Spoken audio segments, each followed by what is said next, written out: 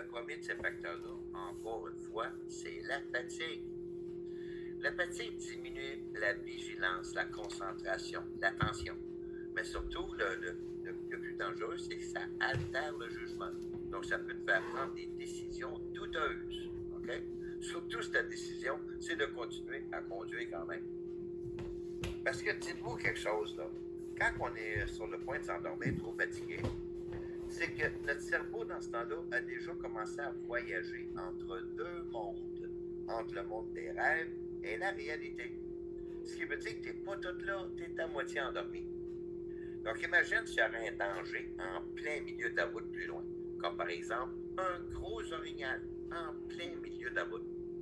Mais le temps que ton cerveau réalise que tu n'es pas prêt à rêver, que ça se produit dans la réalité, mais ça peut te faire perdre quelques secondes de temps de réaction.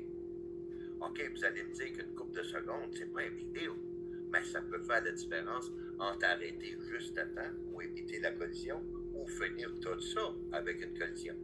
Donc, tu aurais été mieux d'arrêter avant d'en arriver là. Mais dites-vous aussi que ça se voit sur la route un conducteur trop fatigué pour continuer. Le conducteur trop fatigué reste pas dans sa voie. Il empiète à gauche, puis à droite, puis à gauche. En plus, il a tendance à ralentir, accélérer, ralentir constamment.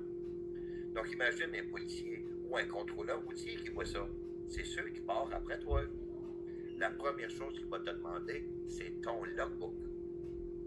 Pour savoir depuis quelle heure tu as commencé ta journée de travail, mais surtout, ça fait combien d'heures que tu conduis cette journée-là. Puis après ça, il va y aller avec son expérience et son gros bon sens.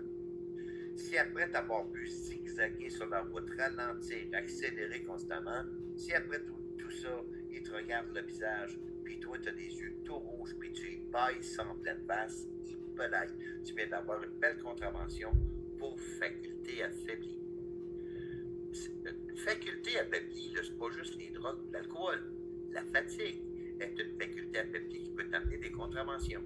Et la contravention vient automatiquement avec une suspension pour toi d'au moins 10 heures. OK? Donc, tu vas manquer une journée de travail en plus de ça. Mais c'est pas tout.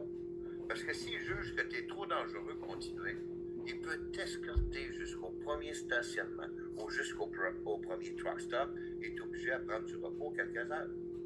Même que si tu es à la fin de ta journée de travail, il pourra même t'escorter jusqu'à un motel et t'obliger à rester sur place un minimum de 8 heures. Ou bien appeler un autre conducteur pour venir te chercher toi et le véhicule. Donc, si tu ne veux pas en arriver là, tu aurais peut-être été mieux de prendre du repos avant de faire coller sa route. OK. Mais des fois, là, la somnolence, c'est pas juste créé par une trop grande fatigue. Il y a des fois que c'est créé aussi par l'environnement, par le paysage. OK? Tu sais, il y a des matins, là, on se lève en pleine forme, excellente nuit de sommeil, on pète le feu. Mais la route tellement ennuyante que ça peut devenir endormant. Hey, vous savez qu'il y a des routes au Québec sur des dizaines et des dizaines de kilomètres, si ce n'est pas des centaines. Tout ce qu'on voit, c'est des arbres. À gauche et à droite, juste des arbres. Hey, ça peut devenir endormant, puis pas à peu près. Mais dans ce temps-là, si la somnolence est causée par le paysage, pas par une trop grande fatigue, mais juste par ton environnement, ton paysage. Mais dans ce temps-là, si tu fais travailler tes yeux, ça va te garder réveillé et alerte. Donc, même si tu es seul sur la route, toutes les 10-15 secondes, regarde loin devant toi, dans tes miroirs et dans tes miroirs d'angle mort. Fais travailler tes yeux. Je ne sais pas, moi, essaie d'identifier les sortes d'arbres que tu vois sur le bord de la route. Commence à compter les marmottes écrasées sur le bord de la route si tu veux, mais fais travailler tes yeux.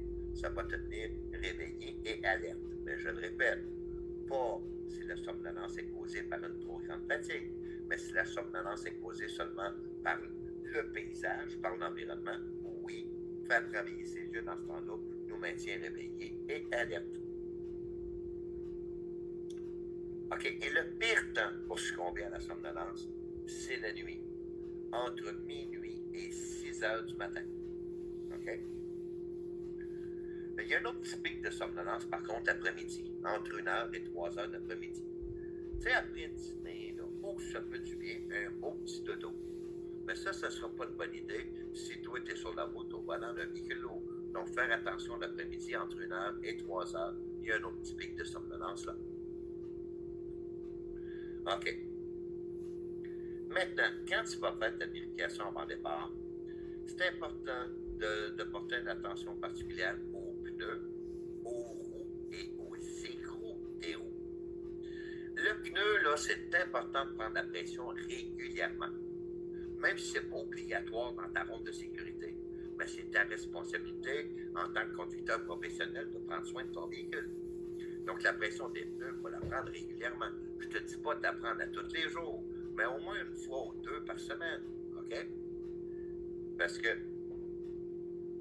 un pneu que si vos pneus ne sont pas gonflés égales partout, ben, vous pouvez sentir des petites vibrations sur la route. OK? Et si vous êtes sur la route 8, 10, 10 heures de temps, les vibrations vont venir par vous donner un mal de tête. Donc, c'est important de prendre régulièrement la pression des pneus. Par contre, la pression des pneus, là, on prend ça avant notre départ. OK? Pendant que le pneu est toujours froid, à température ambiante. Premièrement, c'est là que tu vas avoir une bonne lecture de ton gauge, de ton manomètre, mais c'est là aussi que ça sera sécuritaire pour toi. Parce qu'il ne faut jamais, mais jamais prendre la pression d'un pneu qui reste surchauffé. OK? Si ça fait 2, 3, 4 heures que tu circules sur la route, il ne faut pas prendre la pression des pneus. Premièrement, tu n'auras pas une bonne lecture de ton manomètre. Parce que la chaleur donne un surplus de pression dans ton pneu. Donc, un pneu surchauffé, tu n'aurais pas la bonne lecture. Mais en plus de ça, c'est qu'il n'y a rien de plus dangereux. Parce que prendre la pression d'un pneu surchauffé, juste le fait d'appuyer sur la valve avec ton manomètre, ça peut faire éclater le pneu. Et un pneu de véhicule lourd qui t'éclate en plein visage, ça peut te tuer. Hey, j'ai un ami qui a perdu un œil comme ça, moi. Il était prendre la pression d'un pneu surchauffé, le pneu il a éclaté en plein visage, ça y a arraché la moitié du visage. Il a perdu un œil dans l'accident. Donc, on prend la pression des pneus, je le répète, avant notre départ, quand le pneu est toujours froid, à température ambiante. C'est là que tu as une bonne lecture de ton gauge, c'est là aussi que c'est sécuritaire pour toi. Par contre, c'est bon de vérifier l'état des pneus un petit peu plus souvent, des journées très chaudes d'été, quand on circule depuis quelques heures. Mais là, touche à rien. Fais juste regarder. Surtout les pneus arrière. Les pneus avant, il n'y en aura pas de problème. Parce que quand on change les pneus avant sur un véhicule lourd, on doit mettre des pneus neufs. Mais les pneus arrière, c'est des pneus qui ont été resurfacés, qu'on appelle des recaps. Et le recap, lui, est beaucoup plus fragile aux grandes chaleurs d'été. Le recap pourrait avoir tendance à se déformer ou même à commencer à décoller de la carcasse du pneu. Donc, c'est bon de vérifier plus souvent l'état des pneus l'été quand il fait chaud. Mais je le répète, on touche à rien. On regarde, surtout les pneus arrière. Parce qu'au contraire, on prend la pression des pneus avant le départ, quand le pneu est toujours froid, à température ambiante. Il faut vérifier aussi les écrous des roues. Parce qu'un écrou lousse, fissuré ou manquant, c'est toutes des défectuosités majeures. Tu n'as pas le droit de prendre la route avec ça. Mais comment qu'on fait pour détecter un écrou qui est lousse? Tu n'es pas pour commencer à zigonner avec chaque écrou, il y en a 10 par an. Mais dans ce temps-là, il y a un petit truc. Quand vous faites la vérification, on se penche et on regarde en dessous des écrous. Et parfois, on peut avoir une petite coulisse de rouille. Si tu vois ça, une petite coulisse de rouille sous un écrou, ça veut dire qu'il est lousse. Ça prend un retard, c'est majeur. Parce qu'un écrou lousse, là, désolé, l'humidité parvient à passer derrière l'écrou. Et la vis de la roue, c'est du verre, donc ça rouille. Donc quand l'humidité ressort en dessous de l'écrou lousse, ça ressort avec une petite coulisse de rouille. Donc si tu vois ça, ça veut dire que tu as besoin d'un retard, c'est majeur. Mais là, va pas dans ta voiture aller chercher ta crowbar pour essayer de resserrer ça par toi-même. Tu ne seras jamais capable de mettre assez de pression. Parce qu'un écrou sur un véhicule lourd a besoin entre 450 et 550 livres de pression. Donc même si tu commences à sauter sur ta crowbar, tu ne seras pas capable de mettre assez de pression. Donc si l'endroit où tu te retrouves sont équipés pour resserrer tes écrous aux pressions recommandées, ben tant mieux. Sinon, tu vas être obligé de faire un call de service. Quelqu'un doit venir avec son véhicule pour resserrer tes écrous aux pressions recommandées. Et vérifier la roue aussi en tant que telle, la jante ou le rime. S'il est rouillé, c'est pas grave, ils vont tous finir par rouiller.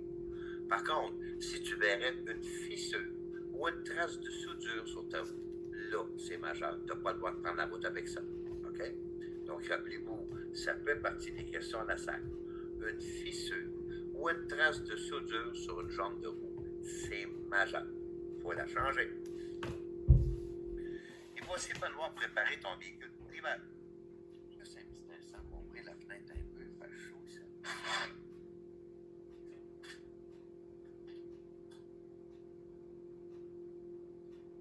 Un petit peu d'air, fait du bien. OK, anciennement, là, il fallait changer l'huile moteur. Parce que sur un diesel, l'hiver, l'huile devenait trop épaisse. Le moteur ne partait pas plus souvent qu'autrement. Maintenant, avec les nouvelles huiles multigrades véhicules lourds, ben, on a beaucoup moins de problèmes.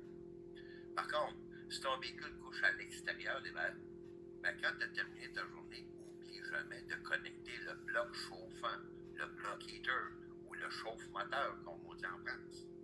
Parce que si tu oublies de le connecter, puis tu reviens le lendemain matin, puis il fait moins 15, moins 20, moins 25, là, il y a des bonnes chances que le moteur ne parte pas. Tu vas être obligé de connecter le bloc chauffant, puis d'attendre 20-30 minutes que l'huile moteur soit suffisamment chaude pour que le moteur puisse partir. Je pense pas que ton employeur apprécie de le voir niaiser là 20-30 minutes parce que tu as oublié de connecter le bloc chauffant la veille. Je ne penserais pas qu'il te paye cette demi-heure-là. En ce qui concerne les pneus d'hiver, tu vas avoir des recaps agressifs. Donc, des pneus qui ont été resurpassés de façon agressive qui fait le travail d'un pneu d'hiver. Mais c'est quoi la différence entre un recap agressif et un vrai pneu d'hiver véhicule lourd? Ben, la différence, c'est le prix. Un bon recap agressif qui fait le travail coûte aux alentours de 200 $. Tandis qu'un vrai pneu d'hiver véhicule lourd, c'est aux alentours de 2000 $. Donc, tu peux avoir plus que 10 bons recaps agressifs pour le prix d'un seul vrai pneu d'hiver. Donc, pose-toi pas de questions. Pourquoi ça sera des recaps agressifs? Ben, fais-toi sans pas, ça fait exactement le même travail pour un dixième du prix. Aussi, dans un véhicule lourd, ça prend l'équipement de secours. Il est obligatoire d'avoir en tout temps à bord d'un véhicule lourd un minimum de 3 triangles réflecteurs. Vous savez, les petits triangles en plastique là, qu'on met sur la route pour avertir d'un danger?